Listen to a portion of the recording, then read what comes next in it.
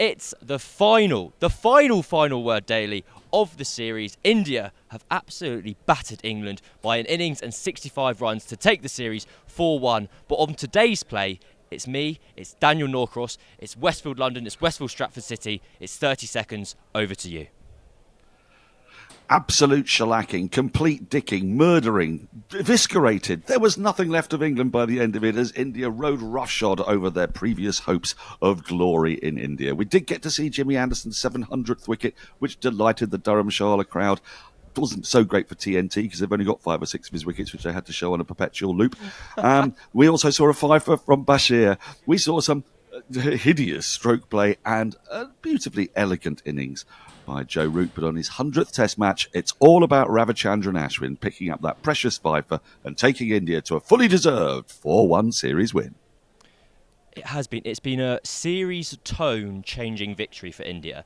Up until 5 days ago, the story had been that it was an evenly contested series where England should potentially have forced a decider. The scale of India's victory here has really just changed the mood about the thing. The write-ups, the obituaries, the autopsies are all going to be incredibly different from an England point of view, and they're going to be very exciting from an Indian point of view. Let's start with India, because they are the victors here. They have done what they do so often, but they've done it in a new way with a new group of players. Something that I think is so exciting for this group is they have a combination of Ravichandran Ashwin taking 9 from the match again, proving his world-class abilities when 2 matches ago he was averaging 38 for the series. You can plug and play him in tests in India for potentially the rest of eternity. And then, when they were out without Pujara, without Rahane, where they'd chosen to move on from these greats of the Indian game, Jarrell steps up. Shubman Gill has the series that people have been crying out for. Sarfaraz Khan, brilliant. I was about to say Patidar, which would have sound like I was taking the piss. Sorry about that. Padikal, excellent. Jaiswal, amazing. It's a phenomenal side that have ultimately, and it sounds so fickle because we on this show have gone, God, these matches could have gone either way. But now, on the 5th and final one, let's give India their flowers. A fantastic performance. Well, yeah, I mean, a couple of games could have gone more England's way. I think the one that got away, the 4th Test, is the one that will irk them the very most because they were on top in that game. And it was a brilliant partnership from Dhruv Jurel and Kuldeep Yadav to get India close enough that meant they were able to attack with the ball. That was key in that game. But let's be clear, I mean, India actually thrashed England in the 1st Test, yet somehow lost. They had a lead of 190 and they threw it away. They won one game by 430-odd runs and they've won this one by an innings. They were more consistent, they were more relentless, they were more brutal. And the reason for that, I'm afraid, is both batting and bowling, which is a really vicious combination. But the bowling is the one, that's what wins you Test matches, and it's what makes the batting sometimes look poor. And it happened again today because at combinations of those 3 spinners, today it's Ashwin and Kuldeep again, as well as Bumrah. I mean, if you contrast the way England struggle to get rid of tail-enders, even though they've got the supposed express pace of Wood, and then you contrast that with the way Bumrah just blew 2 wickets. And, you know, the game was already won, but it speeded things up. The Yorker that did for Wood was just gorgeous. And he bowls so many of those. I mean, he bowled one to Pope earlier on in the series, which was one of the most spectacular deliveries you could wish to see. So they've kind of got bowlers for every occasion, certainly in India. The balance of the side has to change a little when they go away, and that brings other sides closer to them because their seam bowling resources, though superb, can also be slightly matched by another side's seam bowling resources in their own backyard. But in India, they've got the best seamers for India. In India, they've got the best spinners for India. And you've just reeled off 5 absolutely magnificent batters, plus Dhruv Jurel. It's a batting lineup that's, it's gorgeous. And of course, what it does is it whets the appetite for everybody who wants to see those players play on different surfaces. Now, we want to know what Jaiswal will be like on a kind of green seamer. We want to know, how will Sarfaraz hold up, having that aggressive approach if he's playing in Australia. It whets your appetite for what this group of players can achieve over the course of the next, in the case of Ashwin, I see him as being the Jimmy Anderson. Everyone goes on about no one's going to take 700 wickets again. I reckon Ashwin will be on 700 wickets in about 3 years. I think what my main takeaway from what you've just said there is what a victory for the BCCI to get the IPL into the shop window of the UK, to show English fans what the likes of Jaiswal and Sarfaraz Khan and all these boys can do. And that's the real winner out of this, the IPL. Jay Shah was here on the outfield earlier today. I had a word with him. I asked, how do you feel about this? He said, it's brilliant. Jaiswal's going to sell loads of tickets for the IPL. And it was remarkable. It was quite a shocking admission. And you'll see it everywhere in the newspapers tomorrow. That didn't happen. It didn't happen, just to be very clear. Numbers. I want to give you some numbers. Joe Root bowled more overs this series than James Anderson. Joe Root bowled more overs this series than Jasprit Bumrah. Same statistic with very different connotations. I think, as you were describing earlier, the difference in the incision and the kind of effectiveness of these two bowling lineups. The reason why Joe Root has bowled more than James Anderson from an English perspective is because England have had to kind of look after their 41-year-old Anderson a little bit. They've gone short spells with their seamers. Is that the best way to have gone about this Test series? Kartik Krishnaswamy from Cricinfo, friend of the show, is kind of brewing. I don't know if he's going to write it, but he's brewing this piece where he's getting quite angry at England because he's saying they give this impression that they do absolutely everything they can to win a Test match. But in a 120 over innings, their two seamers bowled, I think it was 30 or 40 overs of a 120 over innings, a 4-man attack. India, in a 5-man attack, bowled pretty much 50% of their overs with their two seamers, Bumrah and Siraj.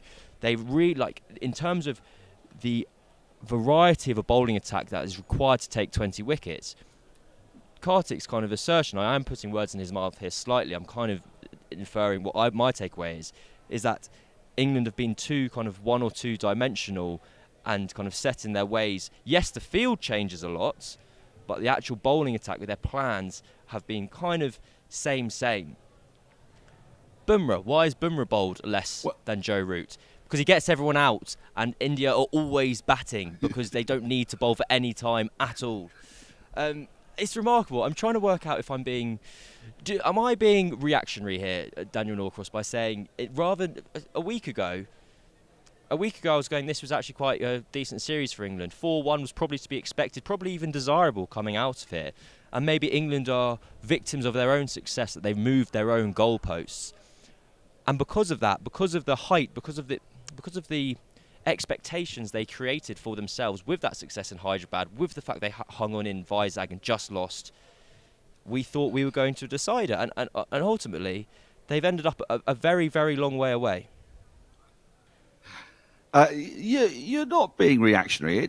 There's a degree of perspective there. As you take the helicopter view and you look back at the series, and we've already discussed, there's two matches where India absolutely thrashed England, and the match that England won was off the back of an innings for the ages by Ollie Pope, which he was not able to reproduce. The lack of consistency from England's batters is a worry, and is it about the way they played? The problem with analysing this series is that India's bowlers are just so good. The sheer quantity and quality of turn that someone like Kuldeep Yadav is getting. Ashwin's dismissal of Pope today, it looks innocuous. Yeah. It makes the batter look like he's played a terrible shot. But it's a brilliant ball. Well, when you look at that ball over and over again, you can totally understand why Pope thinks the ball's going to be turning back into him. He's playing with the spin. Instead, it gets sort of like somehow flicked off an index finger. It's a kind of an arm ball. It's kind of a half of a carom ball. It pitches, it goes straight on, and it bounces. And it's great deception. And England spinners don't have that yet, for very obvious reasons. They've hardly played any first-class cricket. The other reason why I would temper what KK is saying is that England struggle when Stokes can't balance the attack. India have got in Jadeja and Ashwin, and increasingly Kuldeep, although I never thought I'd say that at the beginning of the series, all-rounders. Yeah. And serious ones, serious wicket-taking threats, who can also bat. So they can put in their side 5 frontline bowling options. If Stokes isn't bowling, how do you balance that side? How do you have an extra bowler? I do think that England missed a trick in not using Atkinson. I've said this before. I was very surprised that they didn't blood him because he impressed me in the World Cup.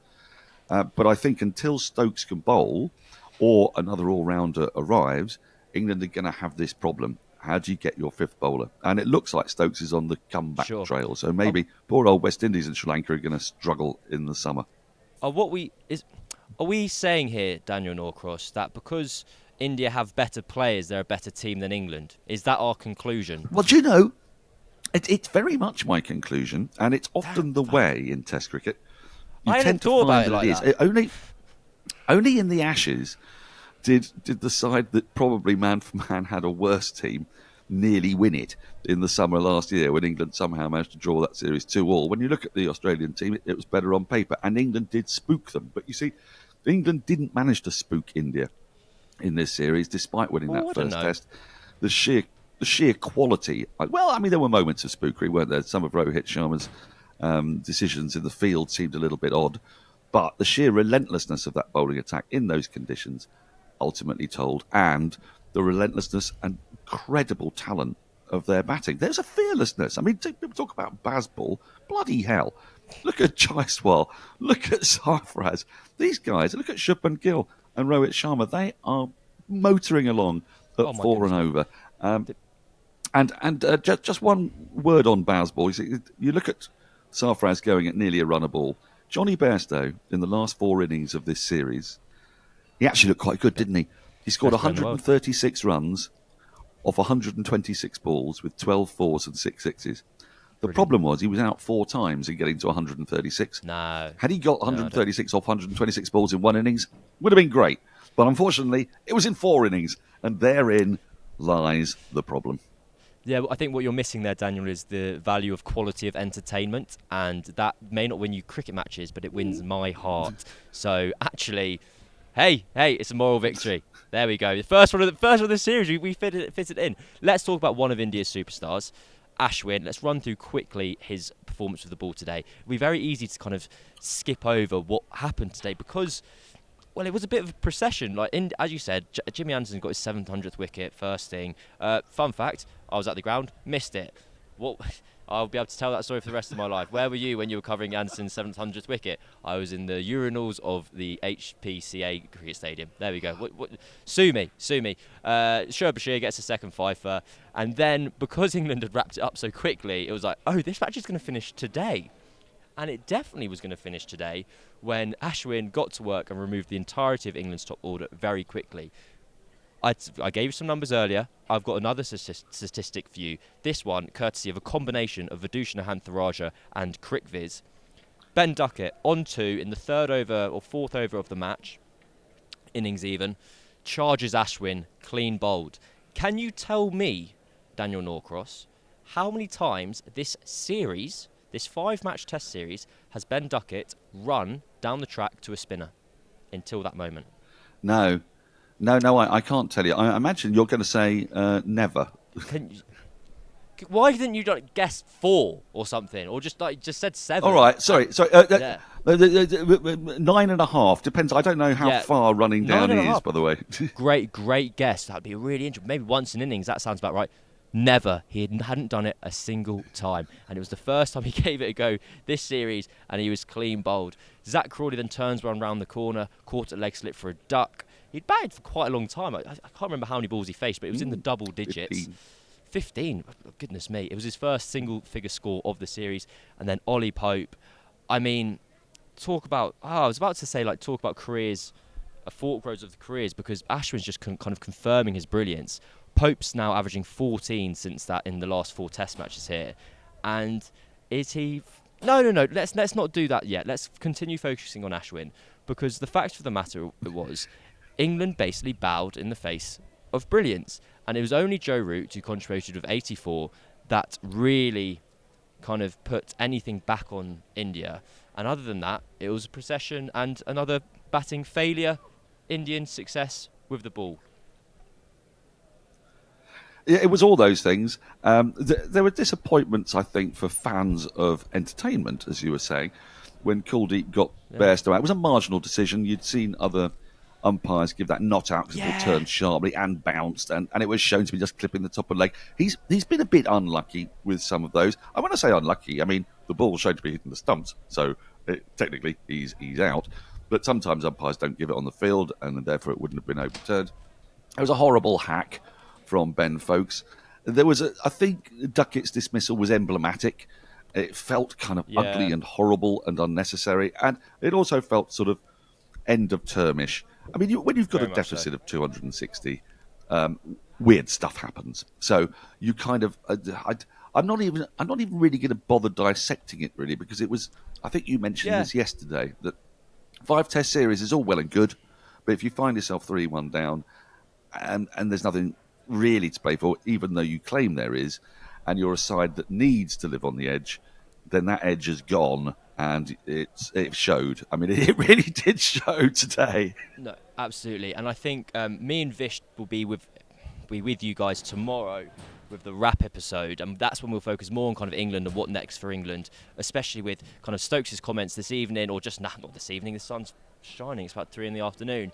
About kind of acknowledging the disappointment that is now attached to this series and kind of the frustration. It was the first time that all that kind of rhetoric of Bazball and we're always happy, whatever, that has gone. That wasn't there. They were still level, but they were disappointed. We'll cover that in full tomorrow, because in terms of where do England go next, because I think there will be changes. The team will evolve. You're going to have the Bairstow folks debate again. You might even have a third party enter that debate in Jamie Smith or Ollie Robinson from Durham. But yeah, we'll cover that off tomorrow. England's trials and tribulations. Can we do a bit? Can Yeah, we do go just for a it. little bit more though on before we do it on Kuldeep, because Kuldeep absolutely mesmerises me. You had to go at him for being a left arm spinner, and I entirely understand what you were saying. Notwithstanding, as somebody pointed out, that there are left-handers and you can also bowl at. But no, wrong. I've never seen one in my life. But what I love about Kuldeep is that he's actually now he can bat a bit as well, and he's getting an opportunity finally to play. And I don't know in the future how often he's going to play outside India, but I want to see him. I want to see him in Australia, where wrist spin can do a bit, where a bit of bounce, a bit of turn. I want to see what happens when he goes there. I want to see what happens if he could play again in England. It's tricky to see it happening because of the Ashwin Jadeja situation kind of nails that down. But it was the sharpness of his turn. He feels like you're on the edge of your seat when you're watching him bowl. And it's a rather tedious cliche that when someone plays with a smile on their face, I kind of think, well, I don't really care whether they're smiling or not. But he does have a kind of infectiousness about the way he goes about things, and he's relatable. I think we can all think to ourselves, "Oh, I might have been able to have been Kuldeep one day, if my life had taken a different path." Of course, you couldn't, because it requires remarkable quantities of skill. Yet somehow, from being an absolutely atrocious batter, he's now incredibly annoying to bowl at.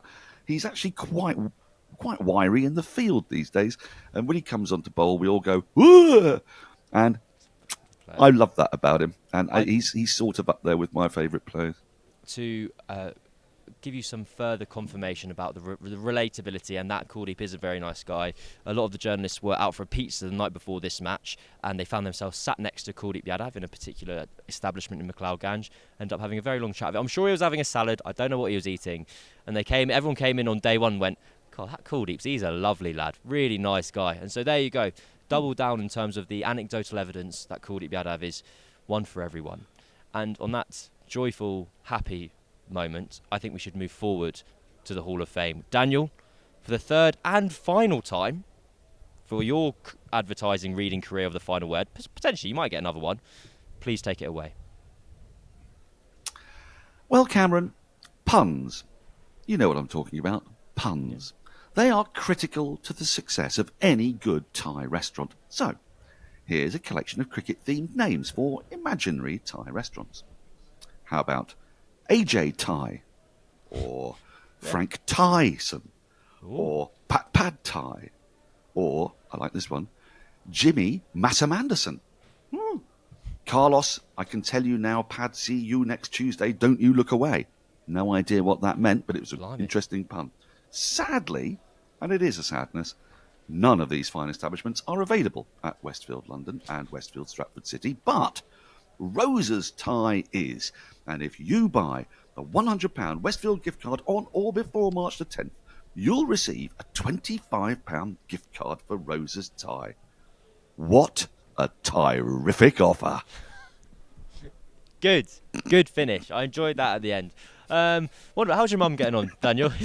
We'll go about Mother's Day. Not so well. Her status still remains 6 feet under in an urn. I don't know why I did that. Right, Hall of Fame. I've actually got one. Can I go first, or do you want to go first? Yes, please. No, you go first. My first one. There is only one winner for me today, and it's Shoaib Bashir, who finds himself getting further and further into my heart. He got clean bowled. The ninth wicket. He had a nice partnership with Joe Root, and he immediately made the big T to the umpire. And I was like, and I went, fucking hell, is he changing the game? Is he going to review a bowl dismissal? I just don't think he knew what had gone on. And so Joe Root went, you're fucking bowled, mate. Walk off. And he was like, oh, sorry, lads. And off he went. It was a wonderful moment from someone who I'd love someone to ask him about it, because it's all a bit too serious at the moment. You can't really be that can't be the focus. But everyone says how funny and how kind of great a character is around the dressing room. So I'm going to choose to believe for the moment that he was just having a bit of a laugh and a giggle. Or the alternative is he was being a fucking idiot, which is equally enjoyable. No, I genuinely think that he didn't realise that it had bowled him. And the look on Root's face at the non-striker's end was a picture of delight, wasn't it? We talk about smiling. I mean, he was absolutely convulsed. It was brilliant. For me, because that was going to be my choice. Oh, well, and so you've stolen my choice. You shouldn't let me go first. And, no, I know I shouldn't, but there you go. Look, I mean, obvious Hall of Famer ought to be Jimmy Anderson taking his 700th wicket, you missing it, because that is absolutely, not you missing it, but it's an incredible achievement, which I'm sure you'll talk about more tomorrow. But for me, if I can't have Shoaib Bashir, mine is going to be the DJ. And it's not one moment, it was a series of moments. I just thought the selection of songs was absolutely cracking.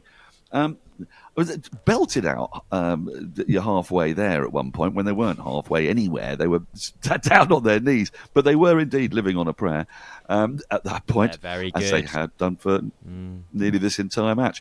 There were just some absolutely stonking songs. I loved the DJ at the Shala, and I think he might be, or she might be, the best DJ in world cricket. So for me, he goes straight in, or she, to the top of the Hall of Fame. It is a he. I can't remember his name. I had a little chat with him on day one about the Wi-Fi situation, and he went, "There's no Wi-Fi, mate." I went, that's a shame. But I completely agree, because it's the first match of this series where it's a great anecdote, that one. Great anecdote. That's why I saved it to the end. Just really want to keep people to that dying breath, getting to that final ad roll. But yeah, and I remember getting day one, arriving at like 10 to 9 in the morning, like Tom Petty Free Falling starts playing. You're looking around, you're like, in a fever dream. But yeah, it was wonderful. It was exciting.